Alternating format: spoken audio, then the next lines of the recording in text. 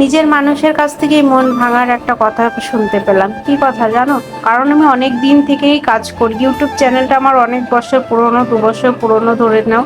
তারপরে আমি ফেসবুকে অনেক দিন থেকে কাজ করি। প্রথমে একটা আইডিতে কাজ করে আমি 11,000 ফলোয়ার করেছিলাম। সেখানে আমার আইডিটা সাসপেন্ড হয়ে যায়। তারপরে আমি আবার নতুন করে এই 7-8 মাস হলো নতুন করে একটা আইডি খুলে সেখানেও 10,000 করে নিয়েছি। কাজ করছি কিন্তু সেরকম সাকসেস হতে পারছি না। কন্টেন্ট মনিটাইজেশনটা পেয়েছি 2 মাস হলো, কিন্তু সেরকম ইনকাম নেই, তোমরা সবাই জানো।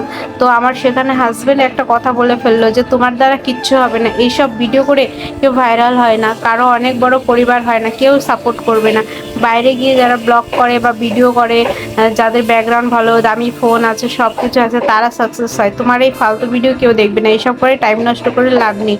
তুমি বাড়িতে থেকে তার থেকে ছেলেকে দেখো। হ্যাঁ, ছেলেকে তো আমি দেখবই।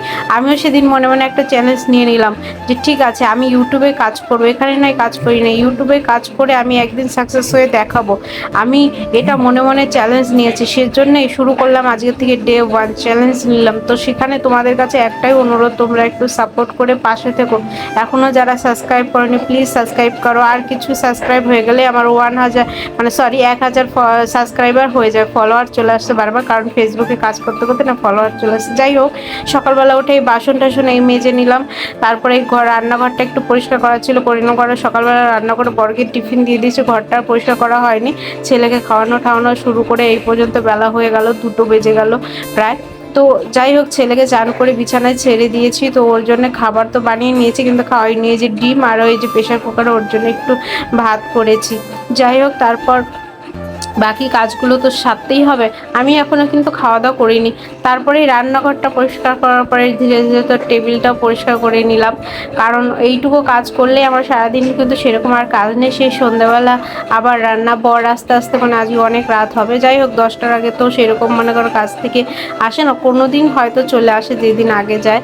তো যাই হোক, তোমাদের কাছে একটাই আমার চাওয়া যে তোমরা একটু আমাকে সাপোর্ট করে একটু পাশে থাকো, কারণ আমারও না স্বপ্ন এটাই। আর আমি চ্যালেঞ্জ নিয়েছি, এটা সত্যি কথা, এটা আমার চ্যালেঞ্জ। এই আজকের ডে 1, আজকে থেকে শুরু করলাম মনে একটা সাহস আর ভরসা নিয়ে। তো তোমরা ছাড়া আমাকে এই চ্যালেঞ্জে আর এই স্বপ্নটি কেউ পূরণ করে দিতে পারবে না, আমি জানি তোমরাই একমাত্র পারো। তো সকালের এই কাজগুলো সেরে টেরে তারপরে কিন্তু আমার মনে করো দিনটা সেরকমভাবে আর কোনো কাজ থাকে না। তো এই টেবিলটা পরিষ্কার করে নিলাম, তোজোকেও খাওয়াতে হবে, এর জন্য আমি তাড়াতাড়িগুলো কাজগুলো করছিলাম। তোমাদের একটা কথা বলি, আমি কিন্তু নিউ টাউনে কলকাতাতে থাকি, আর এখানে কিন্তু আমরা 4 বছর থেকে আসি, আর এটা কিন্তু আমাদের ভাড়া বাড়ি। তো তোমরা হয়তো ভাবতেই পারো ঘরে তো সেরকম কিছু জিনিস নেই, গোছালো নেই। বাচ্চাকে নিয়ে যেইটুকু পারি সেইটুকুই চেষ্টা করি গো, কারণ এখানে কেউ থাকে না। আমার শ্বশুর বাড়ি, বাবার বাড়ি কোচবিহার আর আলিপুরদুয়ার। তো আমি থাকি কলকাতাতে, যেহেতু আমি এখানে একাই থাকি, হাজবেন্ড আর আমি আর ছেলে। যাই হোক, সারাদিন তো আমি আর তোজোই থাকি, আর আমার ছেলের ডাকনাম তোজো। যাই হোক, ওকে নিয়েই থাকি। তো ও টুকটাক করে সারাদিন খেলাধুলা করে আর ঘরটা নোংরা করতে থাকে, বারবার আমাকে ঝাড়ু দিতে হয়। তো যাই হোক, ঝাড়ু যতই নোংরা করুক ওটা তো মেনে নিতেই হবে, কারণ এই ছোটোবেলাটা তো আর ফিরে আসবে না, ও তো এনজয় করবে, তাই না বলো? তো ঝাড়ু দেওয়া হয়ে গেল, এরপরে ঘরটা আমি মুছে নেবো। আর আমার কিন্তু সিজারেও হয়েছে, তো আমার না একটু ঝুঁকে কাজ করতে একটু কষ্ট হয়। তোমরা কেউ কিছু মনে করো না, ভেবো না যে কেন এরকমভাবে কাজ করছে। আমি এভাবেই কাজ করি, কারণ আমি ও হওয়ার পর থেকে 1 মাস 1.5 মাস পরের থেকে আমার পুরো কাজ শুরু হয়ে গেছে, কারণ আমি এখানে চলে এসেছি ওকে একা হাতে মানুষ করা। তো আমার এইভাবে কাজ করতে করতে আমার মানে একটা অভ্যাস, আর বলতে পারো যে শরীরের সমস্যার জন্য আমি এভাবে কাজ করি। যাই হোক, এই যে এটা দিয়ে আমি ঘরটা মুছি। তো এই ছোট্ট একটা ঘর, সেরকম মানে গরম মোছার জায়গা নেই এই সামনেটাই। যাই হোক, এই ঘরটা মুছে নিয়ে একটু চানটা করে নেবো, চানটা করে ফ্রেশ হয়ে নেবো, কারণ এই মানে চান না করলে না সারা দিনটা আর ভালো লাগে না। আর আমি চেষ্টা করি খাওয়ার আগে একটু ঝটপট চানটা সেরে দিয়ে।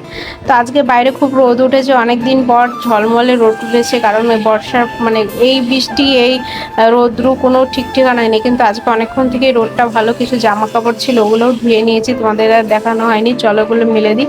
তো ছাদে দেখো চারপাশটা কত সুন্দর, তাই না? আর এটা কিন্তু অনেক উপরে, 4তলার উপর থেকে মনে করো ভিডিওটা চারপাশটা এর জন্য আরো সুন্দর লাগছে, সবটা দেখা যাচ্ছে।